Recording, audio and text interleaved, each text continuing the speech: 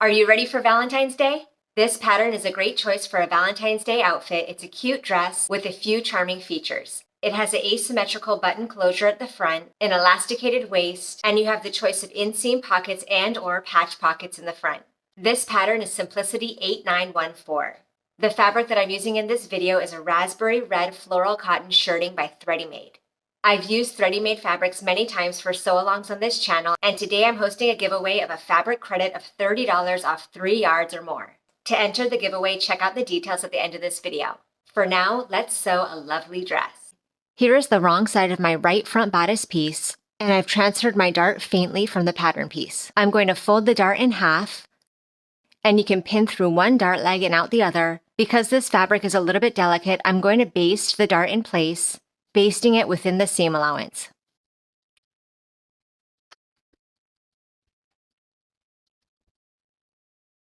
And I'll do this for the darts of both front bodice pieces.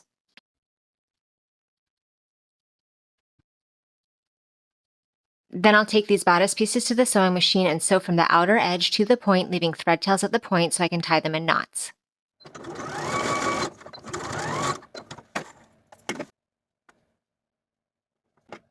Then I'll remove my basting stitches,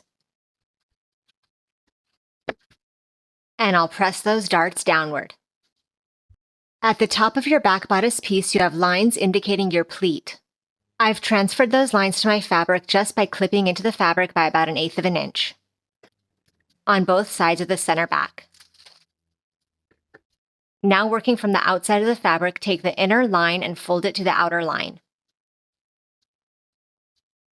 and pin in place. And repeat for the other pleat. And then baste across the top edge to hold your pleat in place. Now place your yoke piece right sides together with your back bodice piece and pin in place along the bodice's upper edge. Sew your yoke seam with a 5/8 inch seam allowance, finish the raw edges, and then press that seam up toward the yoke.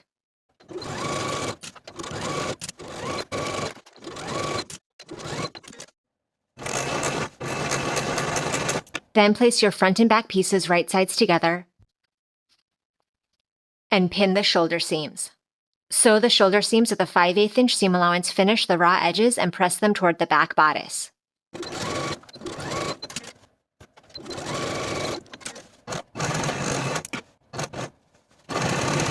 The pattern calls for 1 inch wide single fold bias tape. You can use a store-bought version or cut your own from self fabric. Open out one folded edge of the bias tape and place it right sides together with the neckline. Pin in place from one raw edge of the center front all the way around to the other. You want to make sure that the crease of the fold of your bias tape is 3/8 of an inch away from the raw edge of the neckline.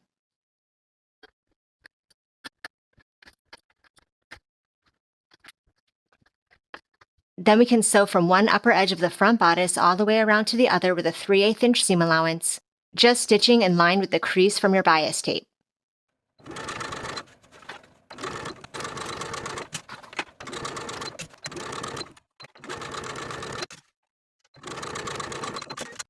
Now I'll trim that seam of the neckline, and I'll clip into the curves, careful not to clip into the stitching line. Now we're going to be understitching the bias tape. Press your bias tape as well as the seam allowance of the neckline away from the bodice pieces, and then we'll sew the bias tape to the seam allowance, working from the outside of the fabric and edge stitching close to the original seam line, from center front to center front.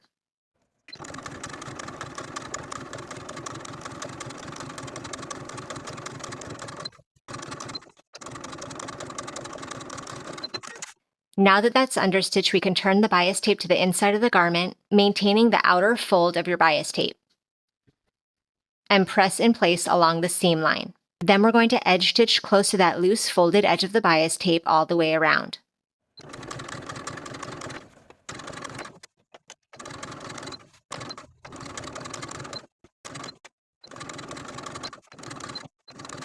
Apply interfacing to the wrong side of your right placket piece, and then take it to your ironing board and fold the long unnotched edge to the wrong side by 5/8 of an inch.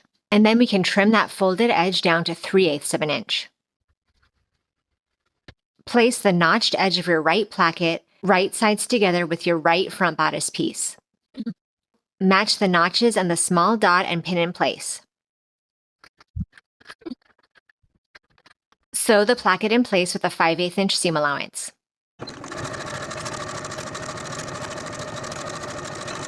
Trim the seam by about half,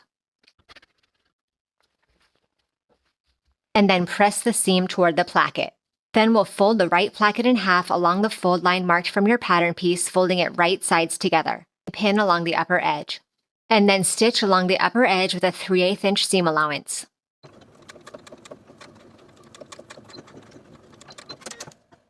We're going to prepare the left front placket in the same way as we did on the right side. First, applying interfacing to the wrong side of the placket, and then folding the long unnotched edge to the wrong side by 5/8 of an inch and trimming it by about half. Then pin the notched edge to the center of your left bodice piece and sew in place with a 5/8 inch seam allowance. Trim your seam allowance and press it toward the placket. Then once again fold the placket right sides together along the line transferred from your pattern piece. Pin the top edge and sew the top edge in place with a 3/8 inch seam allowance. Now we can turn these plackets to the inside, poking out the corners, and give them both a press along that center fold line. Now with both of the plackets pressed to the inside of the garment, we're going to stitch the open edges in place. You can do this by pinning on the outside of the garment along that placket seam line. And then once it's pinned, you can stitch in the ditch of the original seam line, or if you prefer, you can edge stitch on the placket side, edge stitching alongside that seam line. Doing this for both plackets.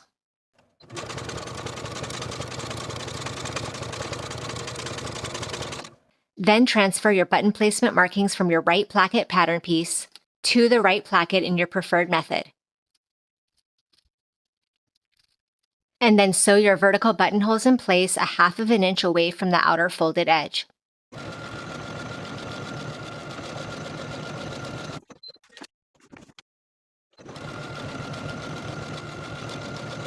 Open up your buttonholes and place the right placket over the left and pin in place along the bottom.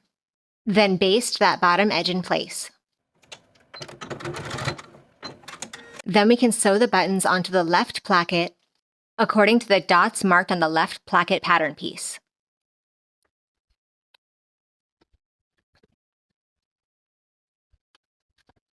Now place the front and back bodice pieces right sides together and pin the side seams. Sew the side seams with a 5/8 inch seam allowance and finish the seams. Pre-press the hems along the bottom of both sleeves by folding and pressing the raw edge to the wrong side by 1 inch, and then once that's pressed, press the raw edge to the wrong side once more by 1/4 of an inch. Now we're going to sew basting stitches from notch to notch along the top of the sleeve. Use the longest stitch length on your machine and about a 1/2 inch seam allowance, making sure to leave thread tails on both sides, and do this for both sleeves.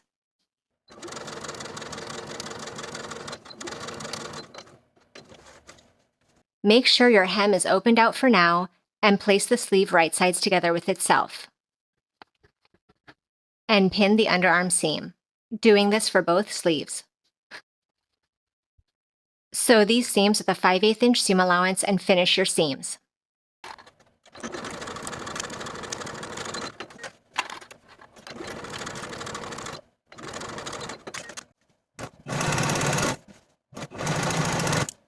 Then turn your sleeve right side out and turn your bodice wrong side out. Place the corresponding sleeve into its armhole. Match the underarm seams and the notches that indicate front and back. Also match the dot at the top of your sleeve with your shoulder seam. Now we can start pulling our basting stitches to ease the sleeve into place from notch to the dot at the shoulder seam.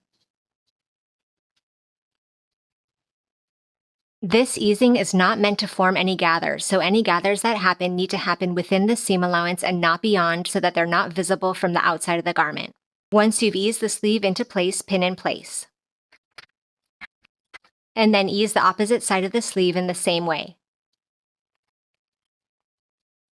And then sew that sleeve into the armhole with a 5/8 inch seam allowance, sewing slowly and carefully so that you don't catch any puckers as you go. Once it's sewn, finish the raw edges.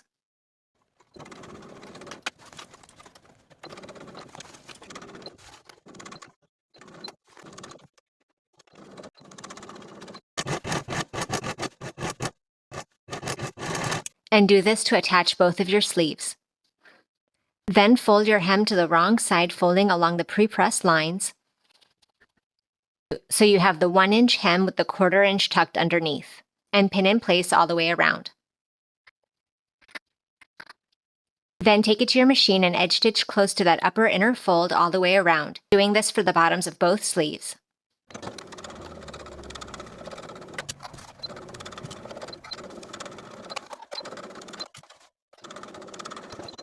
To prepare the pockets, I'm going to finish the side and bottom curved edges for all 4 pockets.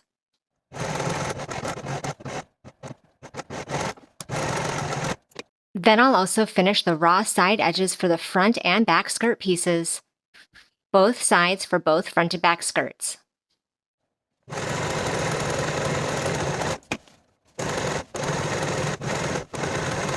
Now place your pocket right sides together with one of the side seams, matching the notches and upper edges, and pin in place. Doing this for both side seams, and doing this for both front and back skirt pieces. And then sew each of your pockets in place with a 3/8 inch seam allowance.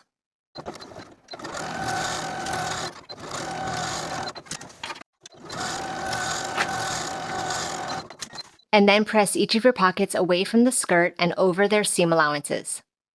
Once those seams are pressed, we're going to understitch the front pockets only. So with the front pockets pressed over their seam allowance, we're going to sew the pocket to its seam allowance from top to bottom, edge stitching close to that original seam, doing this for both front pockets.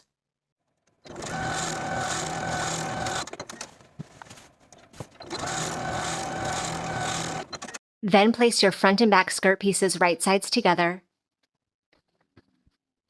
and make sure you've transferred your dots to your fabric in your preferred method. Now I'll pin around the pocket and the side seam. Then starting from the top of the pocket with a 5/8 inch seam allowance, I'm going to sew and come around that bottom curve until I get to the dot that I marked with chalk. Then I'll pivot my stitching and continue with a 5/8 inch seam allowance to the bottom of the skirt. And then also sew this seam from the top of the skirt to the first dot, backstitching to secure on both sides of the skirt.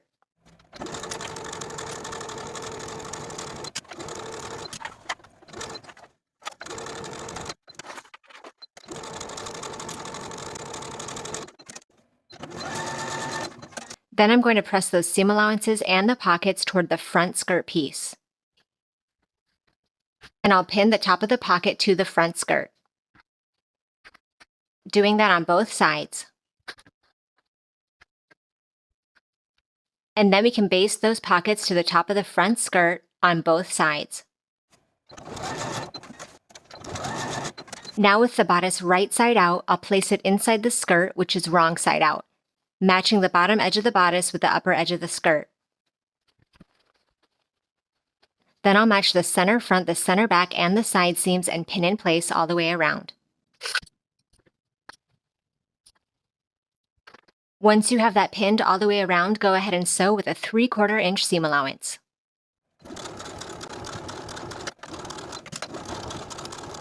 Then to form the casing, we're going to sew once again all the way around, a 1/4 inch away from the raw edge, this time leaving a gap of about 2 inches so that we can insert the elastic.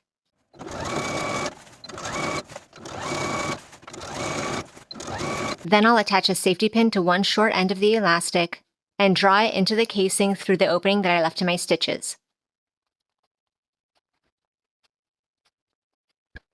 And then overlap the short edges of your elastic and stitch back and forth to secure. And then you can stitch that opening closed following the original stitching line and then finish the raw edges all the way around.